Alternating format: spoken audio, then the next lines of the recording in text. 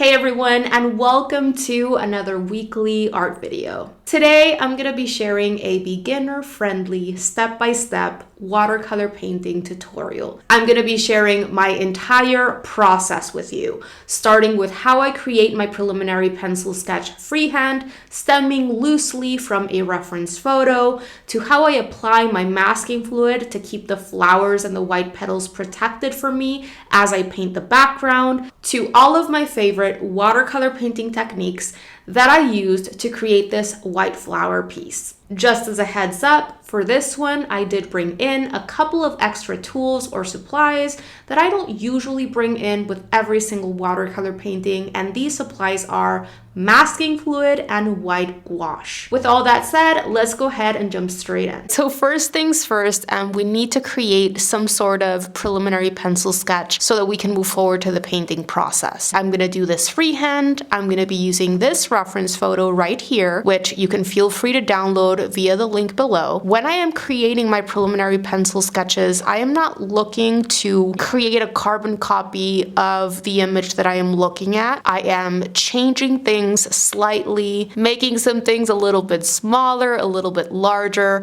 changing their location and space a little bit, whatever I think is going to lead to a better looking visual composition. I'm going to be using a B pencil grade, and I'm going to make sure to draw as lightly as possible so that I can erase mistakes along the way, refine my drawing as I go, and also so that I don't scratch or damage the paper, and so that my pencil work is invisible through the watercolor paint at the end, because watercolor is translucent, it's transparent. And if you've checked out any of my past drawing or sketching tutorials, which I'll make sure to link to a few down below in the text section of this post, then you're probably already well aware that I'm a huge believer in the envelope method, where you make your way from general towards specifics and you simplify what you're looking at into general, basic, blocky shapes, where you're focusing on getting the sizes of the different elements in space right. And once that looks good, you can move on to breaking up those large, blocky general shapes into smaller shapes and moving on to smaller shapes and details after those big general shapes have been achieved, refining those more geometric-y looking shapes into curves or whatever you need to do.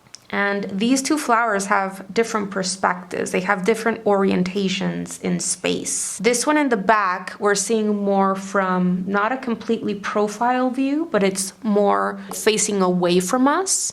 Whereas this one over here is more facing towards us. And I need to have those things in mind in the next step, where I'll be breaking up these larger shapes into smaller shapes. We also have a couple of little bulbs next to this main flower, which I'm gonna change the position of the one that is here in between the petals of the main one. Probably gonna place it somewhere down here. But this one over here, I do wanna keep in a similar position to what I see in the photo there. And this bulb over here, which is less open than this one, I'm going to change to this right side of the second flower. And make this one more upright. And as you can see, I can erase things from my watercolor sheet pretty easily because I am making sure to draw lightly. I am now going to go ahead and start breaking these large shapes up into medium-sized shapes. This flower has a total of 10 petals, and I can see that they are kind of going out in pairs. So what I'm going to do with this one is first I am going to add in that central part of the flower down here. It's not right in the center of this shape. It's actually closer to the lower edge of this shape because of the perspective that we're seeing the flower from. But once I've added in that central section, I am enveloping in 2 petals into each one of these medium-sized shapes. Instead of going in and starting to add in every single individual petal, I am trying to find ways to break this up into medium-sized shapes or areas first. And then I go from there.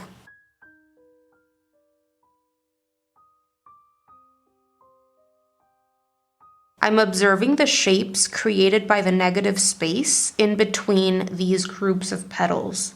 And that can inform your decision as to how spaced apart you create these shapes broken up this large blocky shape into medium-sized shapes, having first placed the center part of the flower, because all of these petals are attached to one single central area or section. So this is why, even though this is a much smaller shape than these, sometimes it makes sense to place that shape first so that you can visualize how to properly create the shapes that are connected into that. I made sure to observe the negative spaces in between these pairs of petals, so that I could get these negative shapes somewhat near to what I am seeing there. I'm gonna do some work in this flower over here. I mentioned before how the second flower has a different perspective from the first. So what I do when I am seeing something in a perspective similar to this one is I first break it up into medium-sized shapes that are going to help me visualize what are kind of the planes of these petals that are facing towards us, and what are the petals or sections of the petals that are more facing upwards or away from us. So this is how it makes sense for me to start dividing this initial envelope in this case. And once I have broken down that larger general shape into those two medium-sized shapes, then I go ahead and start adding in the smaller shapes, which are the petals. And whenever it makes sense, I can cluster a couple of petals into one same shape, or I can draw them individually if it makes more sense with this perspective. So I've almost completely separated out all of my petals in this flower, so I'm just gonna go ahead and break these right here up as well. So I know that I still have some lines that need to be erased here from my initial block in. That's okay, I'm gonna do that in just a bit. I'm gonna go ahead and separate out these petals down here in this flower. And this petal is coming out a little bit more than this one, and I wanna make sure to incorporate that irregularity because this is an organic, natural object that we are going to be painting. So it's important to incorporate that imperfection, those irregularities, and making sure that we are not forcing perfection or stiffness in any way, which can make things look very unnatural.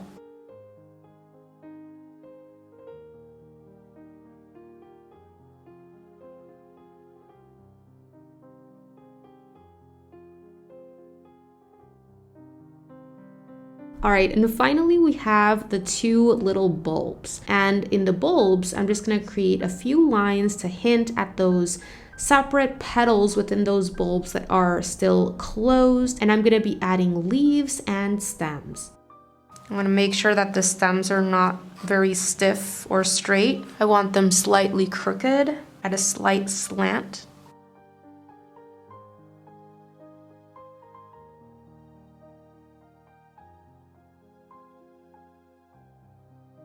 And then this bulb is going to be coming out of this stem. So it's going to be connected like so. Okay, so extra little leaves that I see that I want to add in. I have one here, and I think I'm just going to add in 3 leaves in this one instead of 4. I'm going to erase all of my unnecessary lines, and then I'll see if I want to add a few more leaves that I don't actually see in that reference photo.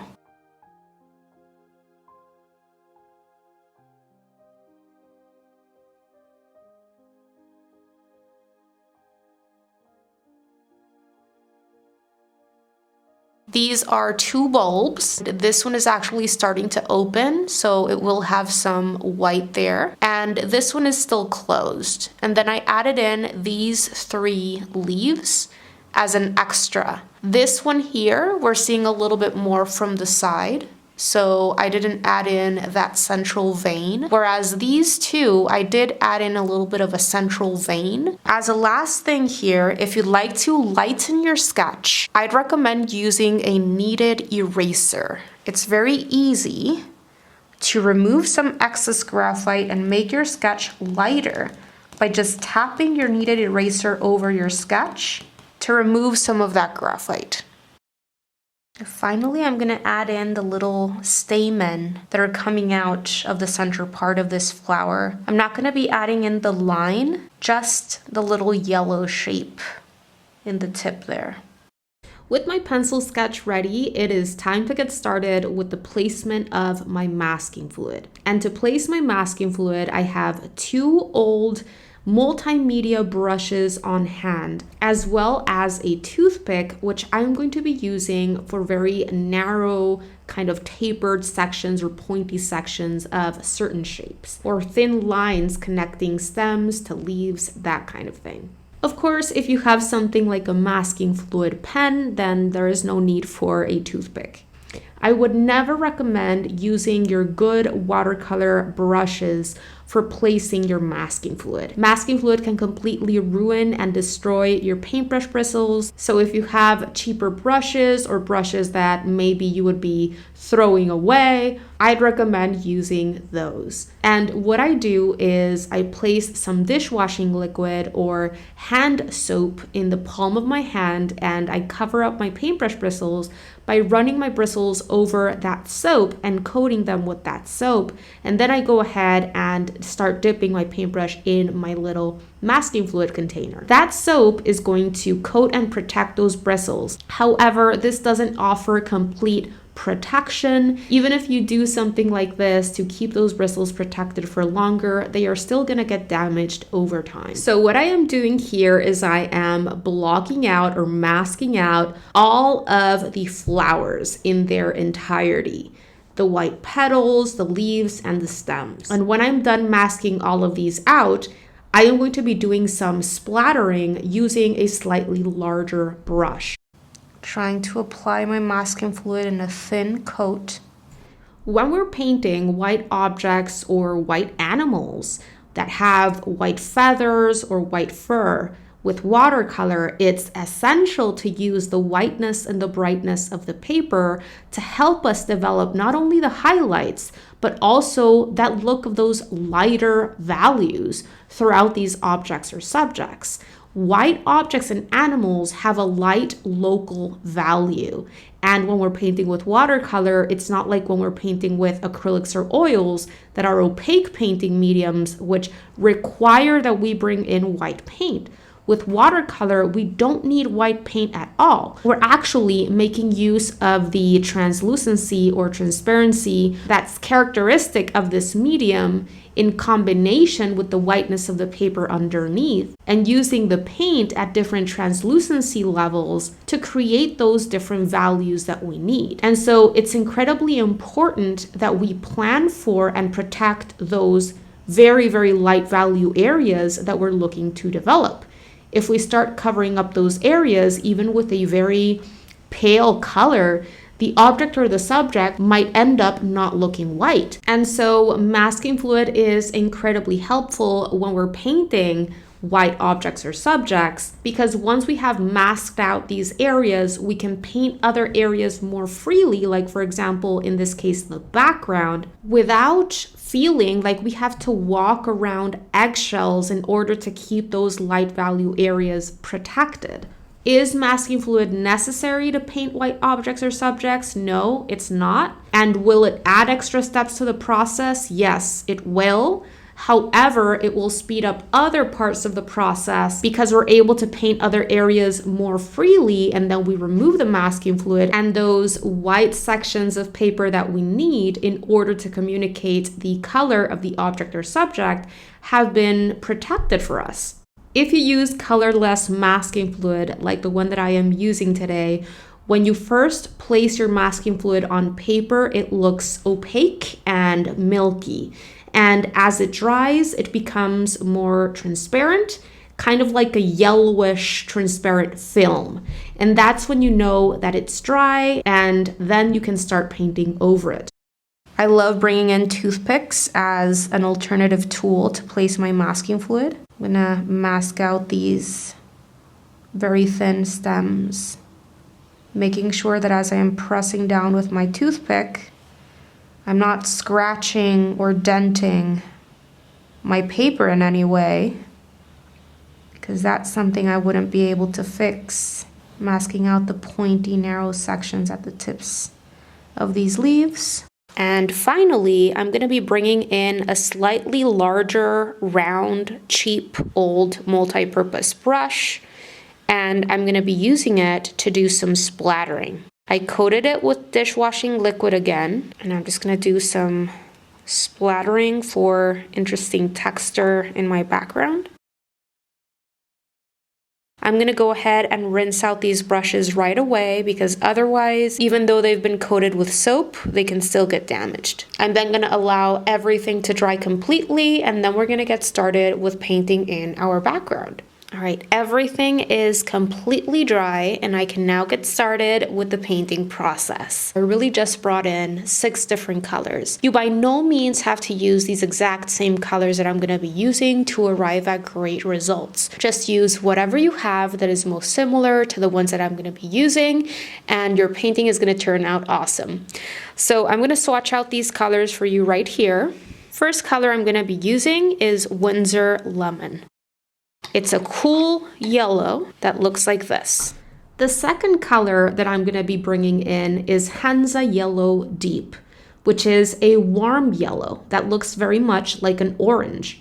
For my green, I'm going to be using Undersea Green, which is a deep, rich, mossy, natural kind of warm green. I'm going to be bringing in Neutral Tint to darken the green in some sections. And Neutral Tint is simply a black or very dark gray, which is great for darkening certain colors. So right here, I'm going to create a puddle of Undersea Green and Neutral Tint. And as you can see, when I mix Neutral Tint and Undersea Green together, I create a very, very dark looking green. As you can see, I've darkened that Undersea Green even more by adding in some Neutral Tint into it, which is what I'm looking for. I'm looking for a very dark color to add into certain sections of my background so that those white flowers can really pop. And finally, I'm also going to be creating a purple. And the purple I'm going to create by mixing together Quin Rose, which is a very bright kind of magenta-y pink, and I'm going to mix that together with cobalt blue to create a purple. If you add in more blue into it, it's going to look more like a blue purple. And if you add in more of your red or Quin Rose into it, it's going to look more like a red purple. Whichever you prefer is perfectly fine. So what I'm going to start with is my background. The colors that I'm going to be using for my background are essentially these right here. So first, I'm going to make sure that I have enough of these color mixtures that I need for my background on my color mixing palette, because this is a large area that I'm going to be painting. I'm creating a light green by mixing together my Undersea Green and my Windsor Lemon. I'm also going to be going in with plain Undersea Green. I'm just going to add in some plain Undersea Green in this section right here on my palette. And then aside from this, I have this mixture over here that I had created previously by mixing together Undersea Green and Neutral Tint. I can go ahead and make some more of this so that I can have plenty of that very dark color. So this is the large paintbrush that I'm going to be using to quickly paint my background. This is a size 6 mop brush. I'm going to pre-moisten these bristles. I'm going to remove this excess water, and I'm going to start by soaking up a good amount of this lightest color that I'm going to be using for my background, which is my light green color mixture created by mixing together my Windsor Lemon and my Undersea Green. Soak up a good amount of this color, and I'm just going to start painting it into the background. We need to work quick because we're painting on dry paper here.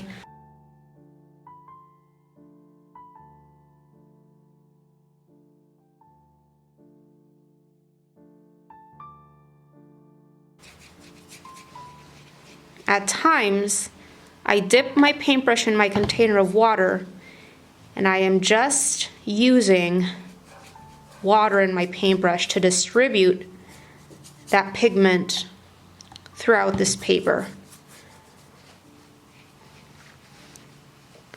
See how I'm going over those spaces where I started again so that I can keep everything wetter for longer? Gonna add more of my Undersea Green into this mix. darken certain areas more. And now I'm gonna go in with my undersea green and neutral tint mixture, the darkest of all. I want a nice variety in hue or color and tone throughout the background. I don't want a uniform, flat color or tone throughout my background. I want a variety. As I continue painting in the background, quickly, swiftly, so that I can have those nice, soft, wet on wet effects, I see what is happening on the page, and I add in more of my yellow or more of my black, or use just the plain green if I want kind of a mid-tone there, to change the hue and the value as I see fit, until I arrive at the results that I like. Right now, everything is still very wet and workable, so I can keep painting in more color. But as soon as my paper starts to dry, I really shouldn't be doing much at all. Because if I go in when my paint has already started to dry, most likely than not, I'm gonna arrive at patchiness, splotchiness, undesired textures throughout this area. So I'm gonna go in one last time with my darkest green that has a neutral tint in it. Take advantage of the fact that the paper is still in a very workable state. Make sure that I'm developing a nice sense of contrast behind those flowers, especially where I'm going to be painting the white petals. And I think I'm good. Okay, so as you can see, I have created a nice variety of both color and tone all throughout my background. I made sure to work quickly in order to arrive at nice, soft, diffused out effects. And I allow that paint to do its own thing as much as possible. It is now time to allow everything to dry completely. And once everything is dry, I'm gonna go ahead and remove that masking fluid and we can get started with painting the flowers. Okay, so everything is completely bone dry by this point. Now I'm gonna go ahead and remove my masking fluid. And to remove my masking fluid, I usually just use my fingers. But you can also use a rubber cement pickup or even a clean rubber eraser, even some sort of little towel, and you can use that as well. Your hand shouldn't start hurting when you're removing your masking fluid. My hands are always extremely dry, and I also make sure that they are clean and that I haven't applied any lotion or anything like that to my hands before attempting to remove my masking fluid with them. Because if you have lotion or even oil, that can get deposited on your watercolor paper, and then when you move on to painting, that small amount of lotion or oil that gets applied on the paper can really have an impact on how the paint sits and gets absorbed into the paper. And you can arrive at patchiness and undesired textures. So just make sure that whatever tool it is that you're using to remove your masking fluid, whether it's your hands or a rubber cement pickup or whatever it is, that it is nice and clean. All right, so I'm all done here, and as you can see, the masking fluid kept all of these bright white sections of paper protected for me as I was painting in the background. So starting by preparing my color mixtures for the leaves and the stems. I'm gonna reactivate this color right here, adding more of my Windsor lemon into this corner of my palette, adding a little bit more of my undersea green to get a nice, light, bright green. And then over here next to this puddle, I'm gonna create another puddle of just plain undersea green. And if there's a tiny bit of neutral tint in this, it's okay. I'm just gonna make sure that it's primarily undersea green. So this is going to enable me to create a variety of values from light greens to mid-tone greens to darkest greens throughout the stems and the leaves, which is what we need if we want the stems and the leaves to look realistic. So if you want a lighter, brighter green, just add in more of your cool yellow into your green puddle to make it lighter and brighter. And if you want to get it darker, you can add more of your green, whatever base green it is that you are using. I'm gonna remove all of this green from my paintbrush bristles I'm using my size 10 brush, by the way, to create these color mixtures. And over here, I need to prepare the other colors that I need. So I need some Windsor Lemon right here. I need just a little bit of my Hansa Yellow for the stamen. And on this side, I just need a little bit more of my purple, which is a mixture of Quin Rose and Cobalt Blue. Create a purple that you like. It can be more of a bluish purple or more of a reddish purple, whatever you prefer is fine. I like more of a bluish purple myself, so I add in more Cobalt Blue. And then I'm gonna add a tiny bit of neutral tint into this to gray it out just a tiny bit. So this is gonna look like, let me swatch this out for you. Kind of a grayed out, muted purple. Now that I have my color mixtures ready, I'm gonna go ahead and change my water. One quick tip for you is if you cannot see your pencil lines anymore, especially in the petals, where we're gonna be developing shadow effects in between the petals and things like that, do take a minute to sketch in those lines again. I highly, highly recommend that. These are the two paintbrushes that I'm going to be using for this part of the process. This is a size 10 round brush, and this is a size 3 round brush. I'm going to start with my size 3 round brush, and I'm going to get started with the lightest colors that I'm able to see in this reference photo, excluding the white petals. In this specific reference photo, the lightest areas or shapes that I see are the bright yellow, kind of lemony yellow and very light green that I see in the center of this flower nearest us. And also, of course, the tips of those stamen that are visible in this flower nearest us and in that flower that is farther away. For those stamen, I'm gonna go with that warmer yellow that I have prepared for myself on my mixing palette. I'm gonna go ahead and paint that in first with my Windsor Lemon.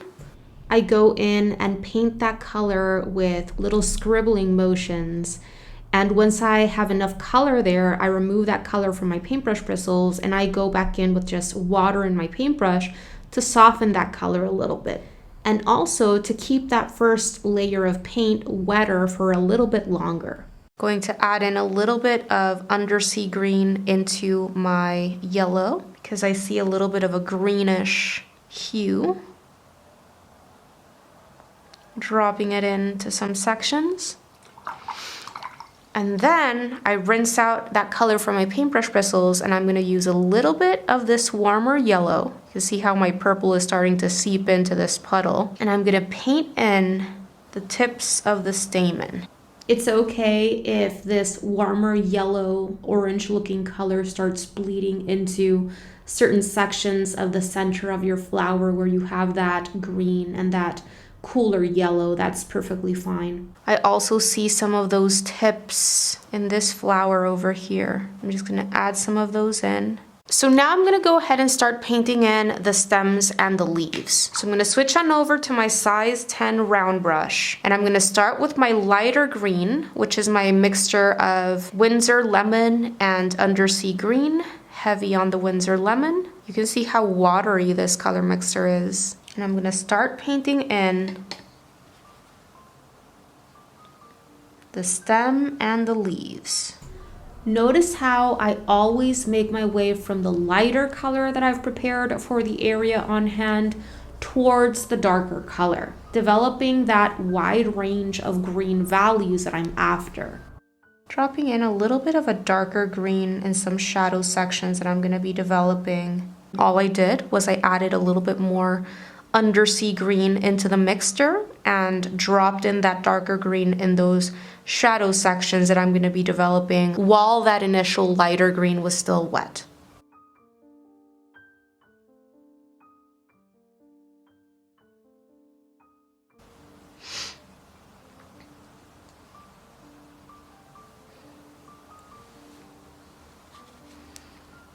Always trying to make my way from lightest green towards darker green. And you can incorporate little sections of highlights where that paper is left unpainted if you want.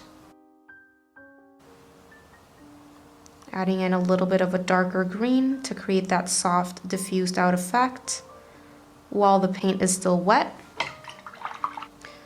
Moving on to another section of green.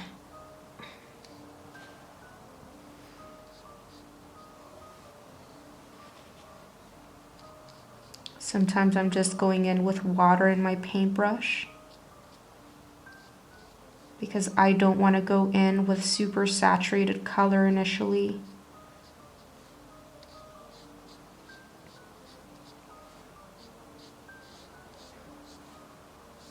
Painting in that stem with just the tip of my paintbrush and downwards strokes. I can take a little bit more of my darker green, which I create by mixing in more undersea green, to start developing different values in the stem and the leaves.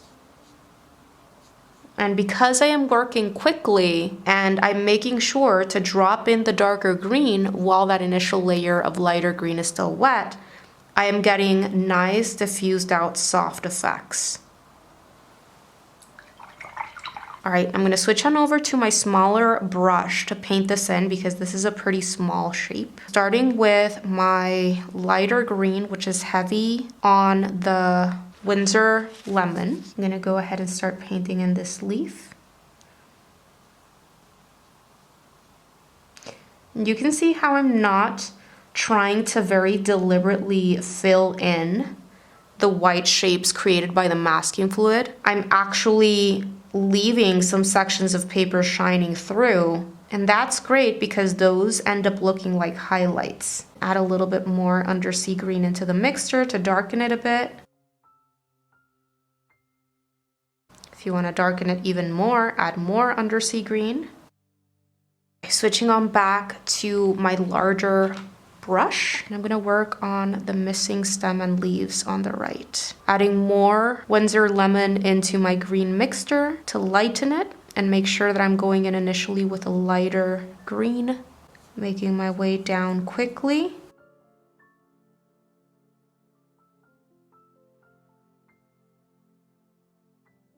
I have some leaves here and I just want to make sure that I understand what I am painting in. I changed many of the leaves. Very quickly add in some undersea green into the mixture to darken it. And I'm going to drop in some of this darker green in some areas to create a little bit of a shadow effect. I don't want to go too dark too soon. We already have a very dark green background. I don't want these stems to get completely lost with the dark green background. If we go too dark, we run the risk of having those stems and leaves just get lost and merge too much with the background. And I don't want that to happen. So if you notice, I am staying within the lighter greens to mid-tone greens as I am painting in the stems and the leaves. Going in with a slightly darker green now.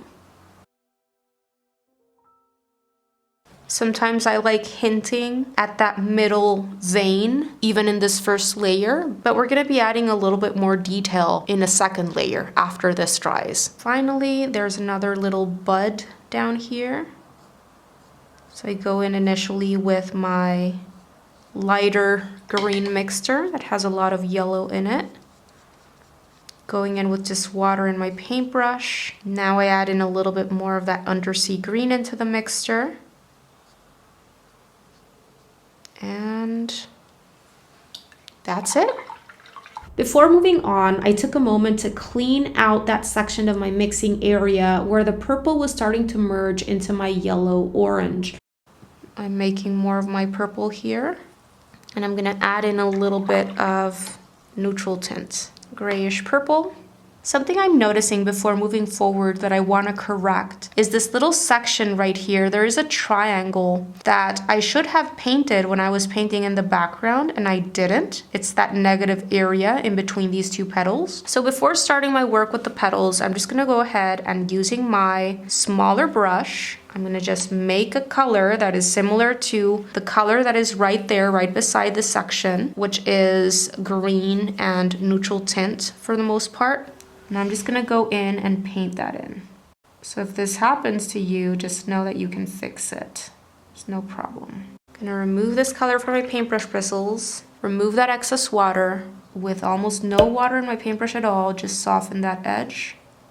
And there we go. With that correction done, I'm gonna get started with the white petals. I'm gonna use my smallest paintbrush because these are relatively small shapes and I wanna make sure that I have full control. I want to leave plenty of that white paper shining through, unpainted, so that these can really look like white flowers. To create my subtle values and little shadow shapes in the white petals, I'm going to be using my purple color mixture that I created by mixing together my Quin Rose, my Cobalt Blue, and that little bit of neutral tint.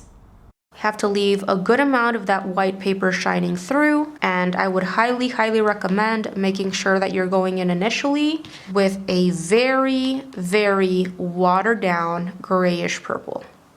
So this is one of the things that I always make sure to do whenever I am painting white objects or animals. I go in initially with a very pale, watered down, tea-like consistency color. And whenever I feel I've placed enough color on that paper, I immediately remove that color from my paintbrush bristles and I go in with just water in my paintbrush to soften that color even more. And I make my way gradually, incrementally towards adding darker, more saturated color.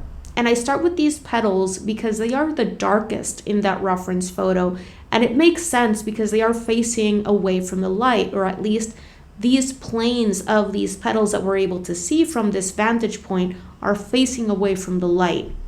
By going in with very pale, translucent, watered down color, we can incrementally build towards those darker shadow shapes in the petals while making sure that we're leaving plenty of that white paper shining through, or with a very small amount of pigment on it.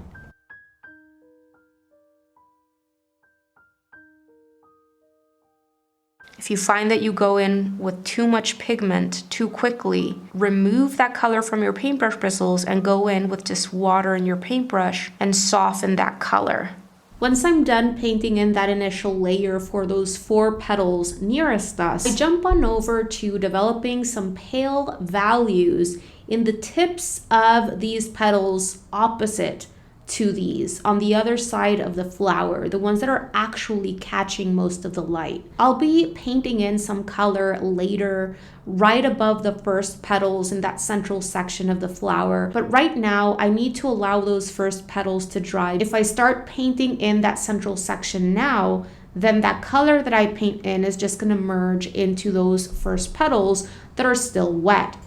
So what I do is, using my size 3 round brush, I paint in a little bit of pale purple in the tip of that flower, and then I remove that color from my paintbrush bristles and I just go in with a damp, clean paintbrush and do downwards strokes, moving and pulling that pigment downwards so that I can simultaneously start developing pale values and also that texture, those little lines that I see in those petals in that photo. I'm going to be repeating this technique over and over again in all of these petals, making my way in with those short tapered strokes from the outer edge of the petal.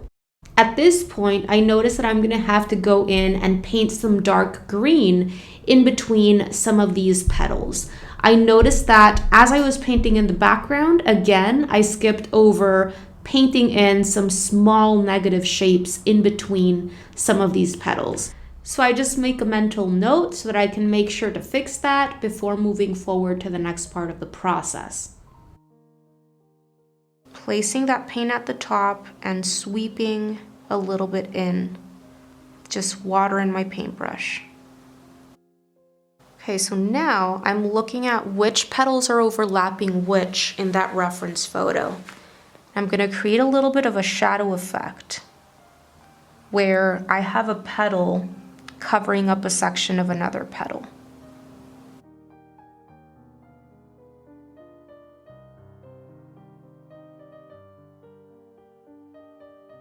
All right, I'm gonna allow that to dry, and in just a bit, I'm gonna do what I did over here, in here, and in here, to separate out a few of these petals with green negative area in between them. I'm gonna go ahead and start developing my values in this little bud over here. So same thing, I wanna make sure that I'm going in with a very watered down version of this grayish purple, and I'm gonna start nearest the leaves,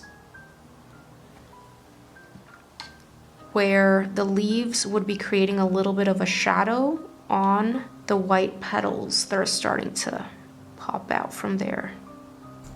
So I paint in that shadow shape with a pale color. I remove that color from my paintbrush bristles, and I go in with just water in my paintbrush to soften that color and soften that edge and create a nice soft gradient where that color turns into the whiteness of the paper. Making sure not to apply too much color at once, and trying my best to stay on top of water control because these are pretty small shapes. So in this one, I'm gonna start down here and do my pulling going up instead of down with just water in my paintbrush to help me create that texture present in the petals and to start developing values throughout the petals simultaneously. You can see those lines in the petals in the photo. That's too much color, so I removed it immediately from my paintbrush bristles and just going in with water in my paintbrush and going up.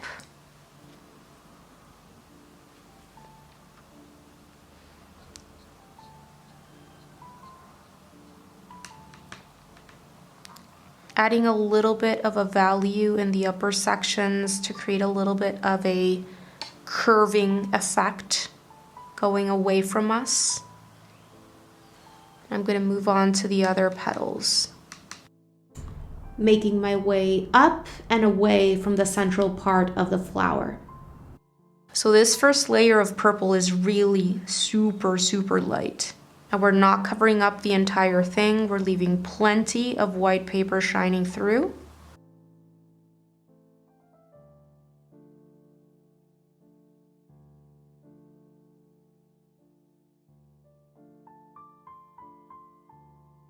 Trying to work around the orange bits. I don't want to cover them up with purple. They're already completely dry by this point. Up and away, pulling that very watered down pigment to create a hint of those lines, the texture present in the petal. A little bit of a shadow shape in the edge, and you can also pull down, pulling that color in with just water in my paintbrush. Missing a few more petals, starting in the inner part, making my way out, removing that color from my paintbrush bristles, and with a clean and slightly damp paintbrush, I just do flicking motions, pulling my color out and away from the center of the flower. Taking a little bit more of my watered down, very watered down purple, and adding just a hint of a shadow shape, the outer edges. Abstract, irregular shadow shapes. Going in with just water in my paintbrush, softening that color. If you want to hint more at that texture, you can do some pulling in. So that's that first layer all throughout the white petals. As you can see, it's super light, very pale color, and I have plenty of that white paper shining through those white petals. In many sections completely unpainted, and in other sections the pigment is very watered down, especially for this flower in the central part of the petals, where those petals are catching most of the light. So I'm just gonna take a quick second to fix those two negative spaces in between a few of these petals here the same way that I did right here. So I'm gonna use my undersea green and neutral tint mixture, reactivating this paint that I already have on my palette. And I'm gonna go in and separate out a few of these.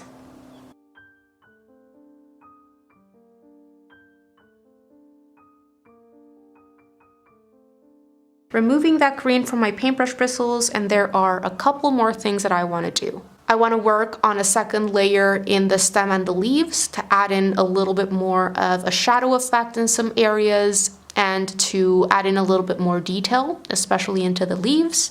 And I'm going to go in with a second layer into the petals, this time with a slightly darker grayish purple. So starting with the stems and the leaves, and I'm going to be doing all of this with my smaller round brush, going in with my lighter green mixture, and creating some shadow shapes in sections where it makes sense that there would be a little bit of a shadow.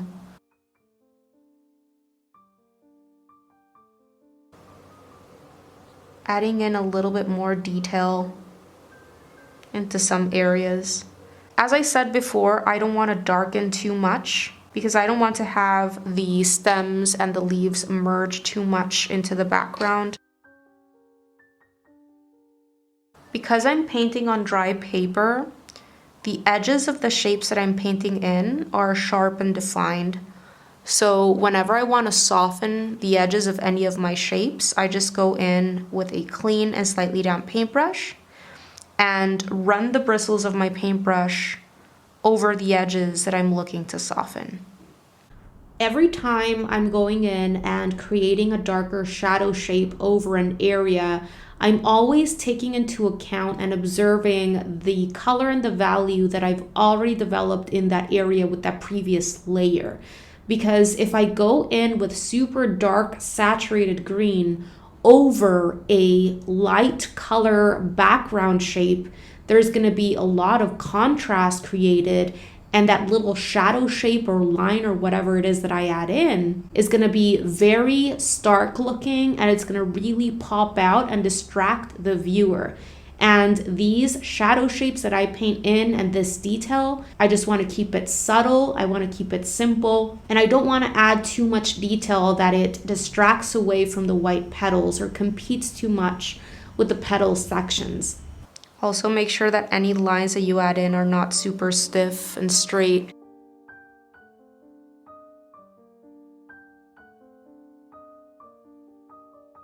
I'm gonna go ahead and add in a little bit more of my green plus yellow color mixture here, just to raise up this central section of the flower a little bit. Maybe hint at that texture a little bit more. Once I've placed enough color on my paper, I remove that color from my paintbrush and go in with a clean and slightly damp paintbrush. Okay, perfect. What I'm gonna move on to doing next is that second layer in the white petals. I'm gonna add a little bit more of that neutral tint into my purple color mixture to get it darker and more towards the grayish side than the purple side. Starting with the darkest petals that I see in the reference photo again, and with the second layer, I'm really only looking to darken deepest shadow shapes, and I'm leaving the previous layer shining through lighter value areas. So these darker shadow shapes should be smaller than the previous purple shapes that you had painted in before, because you're only darkening certain sections within that larger, lighter purple shape in order to develop a wider range of values. Because it's via developing a wide range of values that we create a sense of realism, a sense of light and shadow and depth. I'm making sure that these darker shadow shapes that I am painting in are very abstract and irregular. If I go in and paint a very dark, solid looking shape, that's likely going to lead to flatness and heaviness, especially when we're painting with watercolor. Adding a few shadow shapes in between the overlapping petals. And I'm also going to be developing some values in that inner central section of the flower that I was missing. As I paint in that central section with very pale translucent color, I work around the tips of the stamen that I painted with that warm yellow. And I use the same techniques that I was using before. I place a little bit of color, I then remove the color from my paintbrush bristles, and I use upwards strokes to pull a little bit of that color upwards and outwards. There's no need to do too much. I just want to develop some pale values in that central section so that I don't have such a huge flat white area. After finishing with that flower that is farther away, I do the same work in this flower that is closer to us, mostly focusing in that centralmost section of the flower, which is farthest away from the light. I then just jump around the piece loosely, darkening some other sections here and there. Right here, I decide to add in a little bit more of that yellow-orange color to enhance the look of those tips of the stamen in the flower that is farther away. I kind of lost those yellow shapes as I was creating my shadow shapes in this area. All right, so we're all done with that watercolor. I'm gonna allow everything to dry completely, and once everything is dry, I'm going to grab some white gouache and a small teeny tiny detailing brush so that I can paint in those lines, which are actually I believe they are called the filament part of the stamen of the flower. So the lines that are connecting the yellow shapes that we already painted to that central part of the flower. So that's what I'm doing right here. This is a multimedia cheap brush that I don't actually use to paint with watercolor. It's a size 0 round, just in case you are curious about the size, but you can really use whichever fine detailing brush you have available. And I am carefully just connecting these yellow-orange shapes to the central part of the flower to paint in the filament section of the stamen. Gouache is quite thick coming out of the tube, so you might have to add a little bit of water and mix that water in to create a consistency that you can work with in order to lay down those strokes smoothly, which will help you create those thin lines. You definitely don't want to go in and create very thick looking lines. And I would not recommend trying to go in and fix or correct your lines that you create with your gouache, because if you go in and you try to do scrubbing and lifting over sections that you've placed gouache on, you're gonna create this chalky, milky looking patch over your vibrant watercolor, which is probably something that you don't want. Because remember that gouache is opaque. So if you have any doubt, maybe you're not quite sure that your gouache is in the consistency that you need it to be, I would highly recommend doing some test strokes or lines on a scrap piece of paper so that you can ensure that you can create those thin lines on your painting before jumping in and adding them to your actual painting. Did you enjoy this tutorial? I really hope you did, and if so, make sure to check out everything that I am offering over at my Patreon membership website, because for a very small amount a month, you're gonna get immediate access to my exclusive tutorials, classes, and resources that I don't share anywhere else. All of these exclusive tutorials include my downloadable outline sketches so that you don't have to start from scratch, reference photos, and my supply lists. There's already a library of over 75 sketching and watercolor painting tutorials that are real-time, meaning they are not sped up or edited, they are fully narrated, and I take you through my entire process, making sure to explain everything as clearly as possible, step by step. 2 new exclusive full-length tutorials are added into this exclusive library every single month. For those of you who are interested in really taking your artwork to the next level and want to know all of the inside secrets that I learned about in art school and courses that I've invested in myself, there's also a full library on classes on art fundamentals in which all of the bases are covered. That library has now over 35 classes and workshops, all have assignments at the end that help you actually put your knowledge to the test. And there's a brand new class or workshop added at the beginning of every single month. As if all of this weren't enough, you also get a weekly sketchbook prompt sent to your inbox to help you stay consistent with your art practice. There's a live training, workshop, or paint-along session with me every single month. Members in the $15 tier and upwards get access to thorough feedback from me on their work whenever they need it, and much, much more. There are different tiers that you can join that give you access to different things, which you can choose from depending on your goals and needs.